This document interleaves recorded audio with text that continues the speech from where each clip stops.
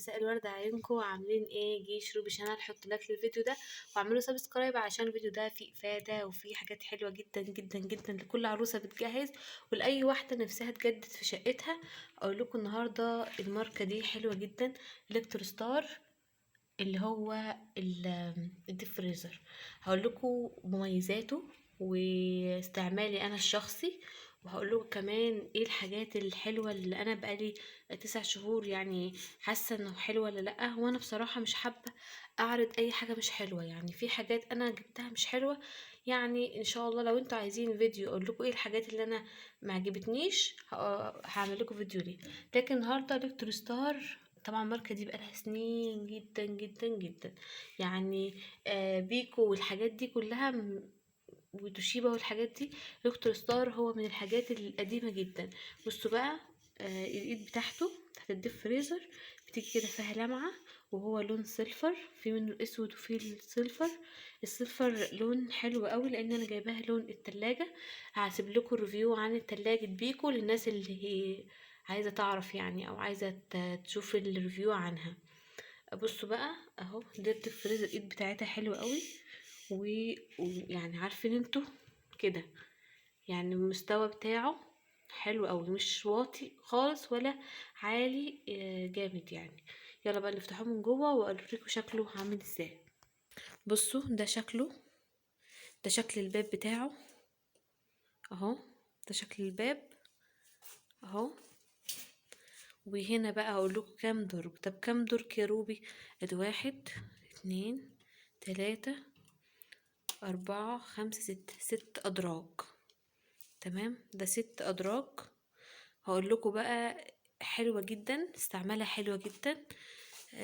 بصوا بقى الادراج بتاعتها، بصوا الادراج بتاعتها حلوة قوي.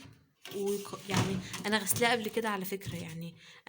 انا بستعمله بقالي كتير قوي من يوم ما اتجوزت وانا بستعمله، وبغسل الادراج بتاعته. هنا بقى بحط بقى ايه الحاجات بتاعتي بقى، الخزين الحاجات بتاعتنا اهي. دي برضو درج كده مخزنه بقى حاجه فيه، حاجات فيه وكده اهي اهو. وفي درجين تحت همت. دي بقى بصوا بقى الحاجات اللي انت عايزه تخزنيها لرمضان، خزني اللي انت عايزه تخزنيه خزنيه. بصوا بقى اخر درج ده عباره عن شبك كده، الدرج الاخير ده عباره عن شبك. الشبك ده بتحط بقى فيه ازاز لو هتفرزي مثلا او هتخزني ازايز لبن، ازايز عصير، ازايز مثلا اي نوع ازايز بتحطيها في الدرج اللي تحت ده بحيث ان هو ما يتكسرش. دي بقى الميزه الوحيده اللي عجباني في الديب فريزر ده، ان بصوا ان ده لو حطيت اي ازايز او اي حاجه ما يتكسرش وما تكسرش الدرج اهو.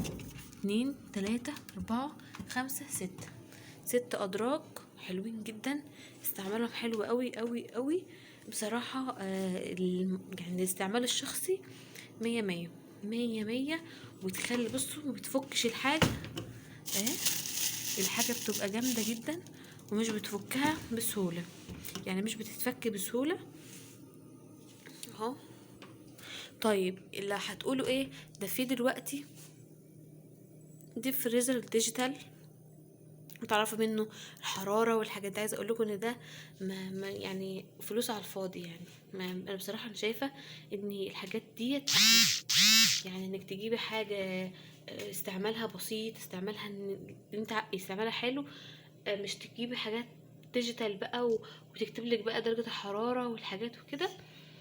شايفة ده بصراحة يعني ظريف وحلو، ومن ناحية الاستعمال فهو حلو جدا جدا. والكتور ستار ماركة مشهورة وماركة حلوة.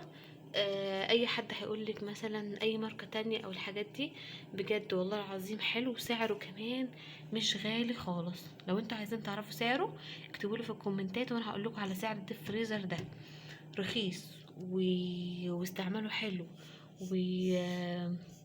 ومش دايما بيعمل لك ازعاج في الاوضه، يعني مش بتحس ان انت مثلا او في المطبخ او كده مش بتحس ان هو عامل دوشه بقى، من الحاجات اللي بتعمل دوشه او كده.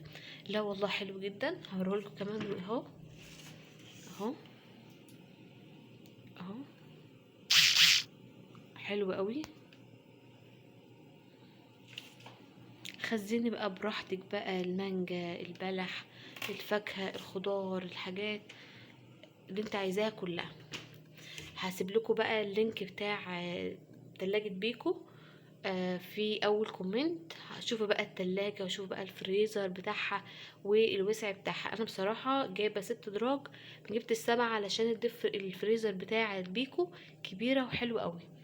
فقولوا لي بقى رايكم بقى في يعني في الديب فريزر ده، وبرضه في تلاجة بيكو. وده وجهة نظري انا الشخصية كاستعمال شخصي يعني. اشوفكم بقى ان شاء الله على خير في فيديو جديد، وحط لك الفيديو ده متنسونيش من دعواتكم. مع السلامة.